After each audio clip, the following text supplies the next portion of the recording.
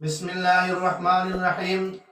سامعین و ناظرین مکرم، مسئلہ یہ ہے کہ ایک آدمی نے قربانی کا جانور لے لیا، اب اس کو تبدیل کرتا ہے تو آیا جانور کی تبدیلی یہ درست عمل ہے یا نہیں ہے؟ تو مسئلہ وضاحت کے ساتھ آپ کی خدمت میں پیش کرنے لگا ہوں کہ قربانی کا جانور متعین کرنے کے بعد اسے تبدیل کرنا مناسب نہیں ہے۔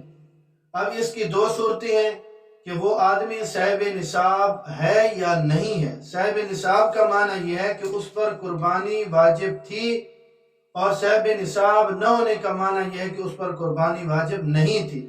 تو اب دونوں کا الگ الگ مسئلہ ہے کہ اگر وہ صاحب نصاب شخص ہے تو قربانی کا متعین شدہ جانور تبدیل کر کے دوسرے جانور کی وہ قربانی کرتا ہے تو اس کی قربانی درست ہو جائے گی۔ لیکن اس میں یہ بات یاد رکھیں کہ جانور تبدیل کرنے کے لیے پہلے جانور کو بیچ دے تو دوسرا جانور یہ پہلے والے جانور سے کم قیمت والا نہ ہو۔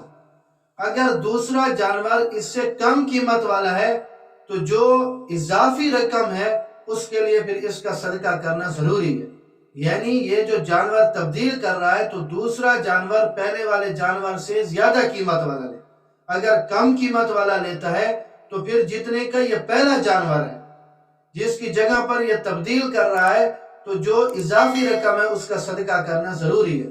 اور اگر وہ شخص صاحب نصاب نہیں ہے، یعنی اس پر قربانی واجب نہیں تھی اور وہ اپنی خوش دلی کے ساتھ قربانی کرنا چاہ رہا ہے تو وہ مخصوص جانور کی جب قربانی کی نیت کر لے گا، ایک جانور قربانی کے لیے اس نے لے لیا تو اب یہ خاص ہو گیا، تو لہذا اس کے لیے اسی متعین جانور کی قربانی کرنا واجب ہے، اس جانور کو تبدیل کرنے کی اجازت نہیں ہے۔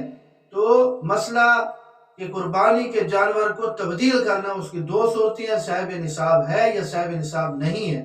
اگر صاحب نصاب ہے تو جانور تبدیل کر کے اس کی قربانی کر سکتا ہے، اگر صاحب نصاب نہیں ہے تو اس کے لیے اسی متعین اور مخصوص شدہ جانور کی قربانی کرنا واجب اور ضروری ہے، وہ تبدیل نہیں کر سکتا۔